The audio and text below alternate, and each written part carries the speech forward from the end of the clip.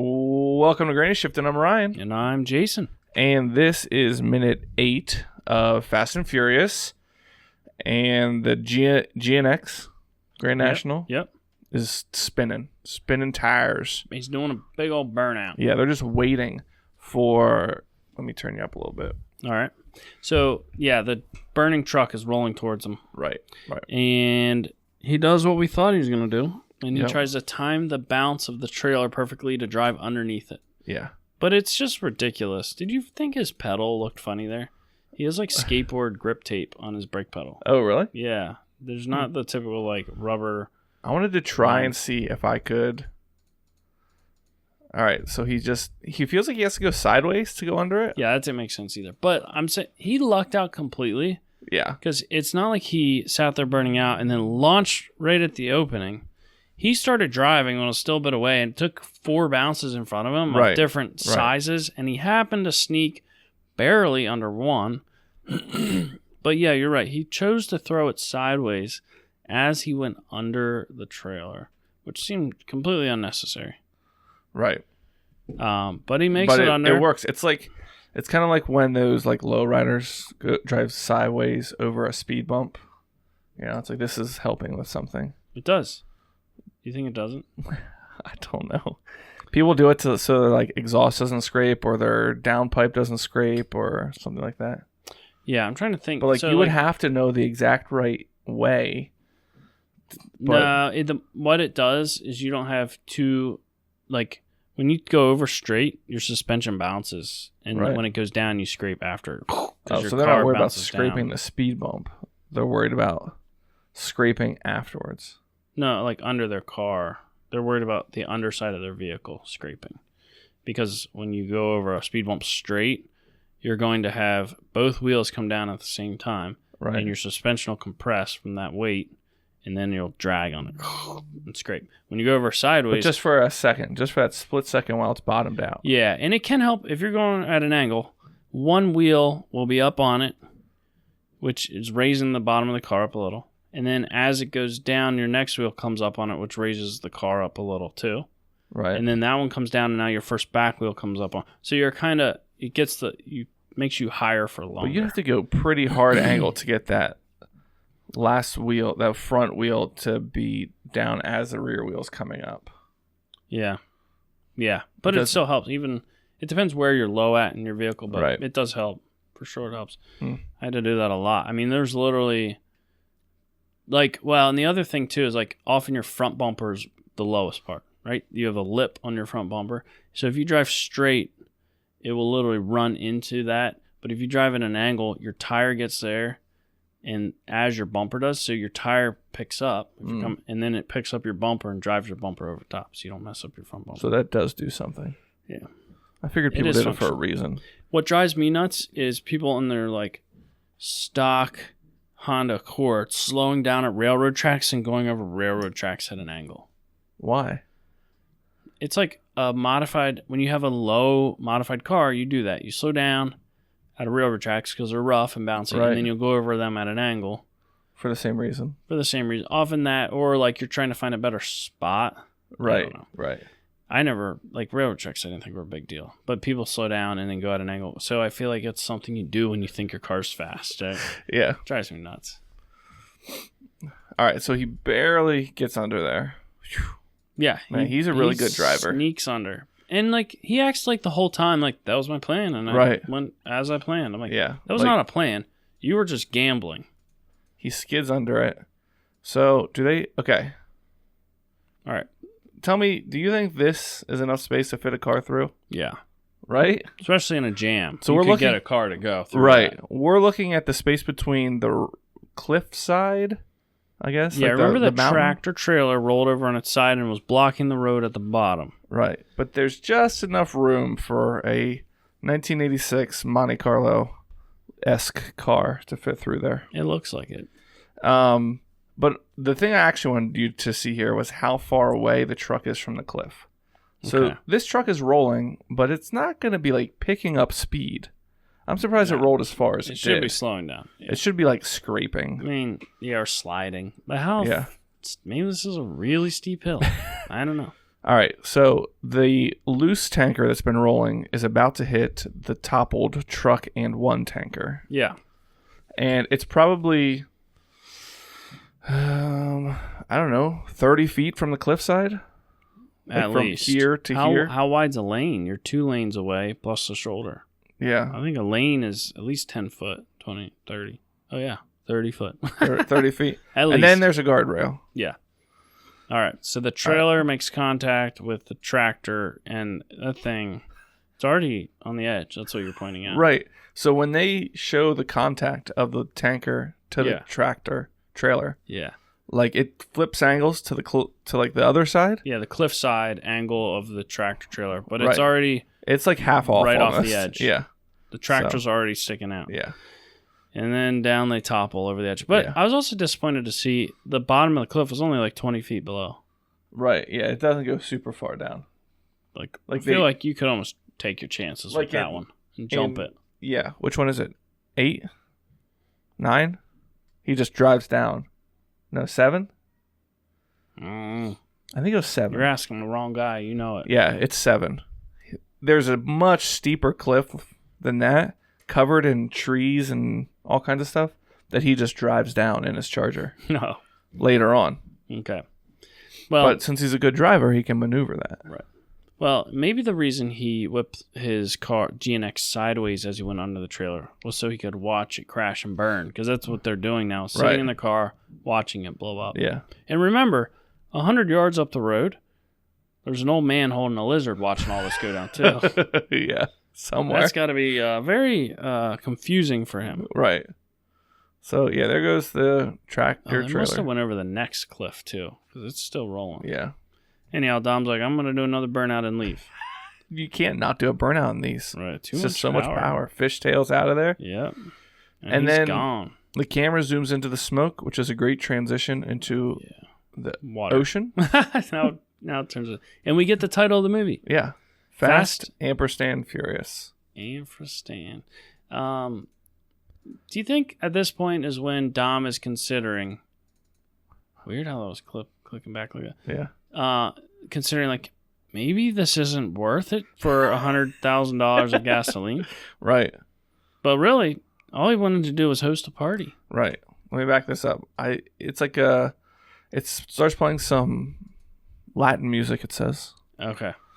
And then we start to see some dancers. And it glitches back and forth. Oh, it is, don't it? Is that going to the music? Yeah, probably. So we got some shorty shorts. This is bikini tops, some big hoop earrings. Is this a bikini top with some fabric underneath? It's like a sports bra with a, what do you call them? A sequin bikini top on top. Right. Or you think that it's sold as one unit like that? Oh, you never know. This is a very and they are female heavy party beach. Here. It's your typical. This reminds me of how they normally start a Fast and Furious movie.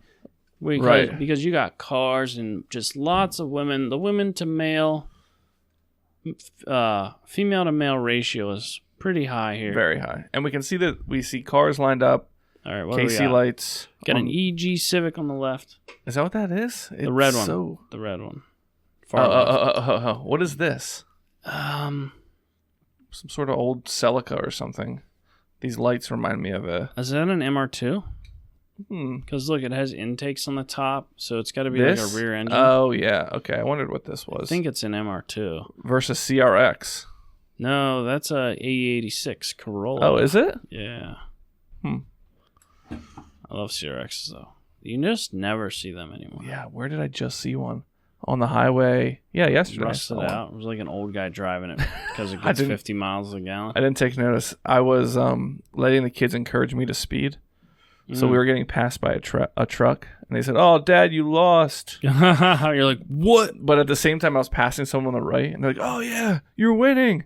And so, like every car it passed, they were encouraging me, and then I was going faster and faster. I found staying within, safe speeds, obviously. Oh yeah, the speed limit. But at 75, the kids said I was going super fast. Nice. You really thrive on positive encouragement. That's right. Yeah. That's why I listen to K-Love.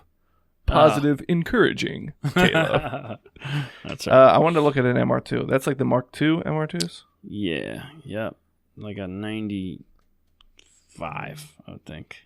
Mark II MR2. Ones before that were ugly. That's definitely it. And then the ones after that were weird. That's Toyota. Yeah. But it also has like the rally car headlights where it has like its normal headlights, and then it has 4 more in between. No, 6. Let's get to 2. It's got 2 fogs. And then they have like covers on them. Yeah. Because they're not, I don't know, it's just weird. Which is required. That makes sense. And they're in the sand. There's something about these lights here that are like Toyota. That's a Toyota thing. I just was looking at a Supra, like that was bumper. That was left out of Mark III. Like I had. That's what you had. Yeah. And I was like, oh, this looks just like that. And then this kind of has the same sort of lights as well. Yeah. If you notice, it looks like they're on sand. Yeah. That's where I would place to drag race from. And one guy's on concrete with sand, and the other guy's just in the sand. And Which one's on concrete? This one? Well, doesn't this look more like concrete over here? Oh, yeah, because there's a road back here. Yeah, it's like it's weird. So this is like some type of car meet. They don't take off too fast, do they? Did they just race, and one guy's on the sand? Yeah, I think they're racing. I mean, she did like the ready, set, go. Concrete, but one guy definitely has a lot more sand under him. But even these people way in the back that had no clue what's happening, they're cheering. Yeah. There's a crowd of maybe 100 people here. Yeah. And, this is funny too. Now we get a gas. I'm like, wait, we're at a gas station? Because now you see a guy filling up his car with gas. And then, what is that, a 240 maybe? And you realize, like, oh, the trailers they stole are here. Right. And they're like girls dancing on top of them. I'm like, oh, they're just hosting a party, giving gas to all these racers. Yeah. Hopefully it's premium. Where does it? Oh, there's like a fuel cell. I'm like, why is he putting gas in his trunk? Oh, yeah. It's just a fuel cell, I guess. But nice. What's he drinking? Hard to tell. Yeah, green bottle. What? Oh, we're in the Dominican. Yeah. But it doesn't look like... So my wife is there right now. She said they have all the exact same alcohol there we have here. Oh, really? Yeah. She literally went and bought Fireball because that's her drink she likes. So... She's not embracing the culture? Apparently, that is the culture. Well, if they have it all, yeah. Yeah. But that's do you know what's like a Dominican food? Empanadas. Are empanadas Dominican? Could be. Oh, because she's had Taco Bell the one night. And like, oh, she really did? Yeah. All right, let me see. At least she's eating authentic Southern food, you know? Taco Bell. Popular food from Dominican Republic. Okay. Rice with beans. Oh, I had that the other day. Roast pork. It sounds like you're Gallo Pinto. More typical. Remember that? Gallo Pinto. Was it Gallo? It's like Gallo. Gallo. It's what we had. Yeah, means rooster, painted rooster. Yeah, Gallo Pinto. Yeah. Rooster's Gallo. Yeah, like Gallo. Pinto is rooster painted. Yeah. Okay. Yeah, but it was like Gallo just Pinto. Rice and beans and eggs. It was like the rice and beans from dinner. Right. The fried dinner, up with eggs. What we had, the rice and beans from dinner before, and then they added eggs, and that's what we had for breakfast. Yeah. And it was really good. Oh, my goodness. So good. I think my memories of that food have to be better than the food actually was. I know, because... So what we're talking about is our mission trip we took. Yeah, we really helped those people. Costa Rica. Oh, man. Well, we were helpful in that we helped to dig out a church floor. Was that Costa Rica free labor? Or was that Honduras? That was Costa Rica. Okay.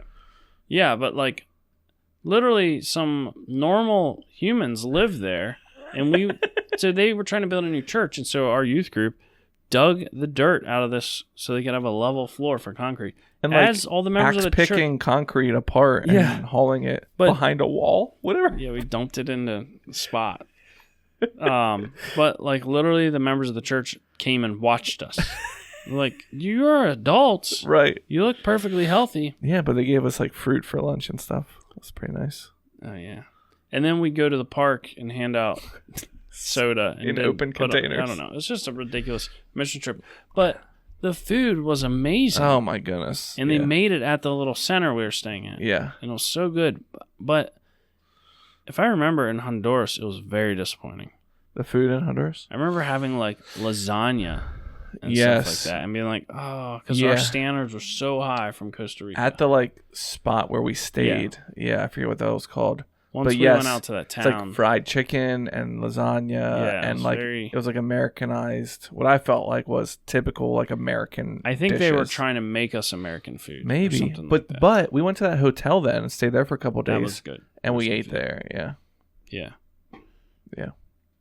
I remember like, do you remember crossing a bridge? Like we stopped to pee, and there's like a bridge, and we were like look down in the river under, and there's just hundreds of crocodiles down there. Oh yes. Really, like you're like, what? They're just everywhere. Just looking up at you. I forgot that. It was like a restaurant we stopped at. Yeah. And it was a buffet that you paid per piece. Anyway. Oh really? We digress. Yeah. So they stole fuel to host a party. And then everybody's filling up their race cars. Yeah, I'm guessing they're selling it to these people. Probably. Yeah. Or Dom's just giving back. Like a good old Robin Hood. Yeah, that's what he does. Mm-hmm. And that's the end of minute 8 of Fast and Furious. Thanks for listening. I'm Ryan. And I'm Jason. And always remember, winning's winning.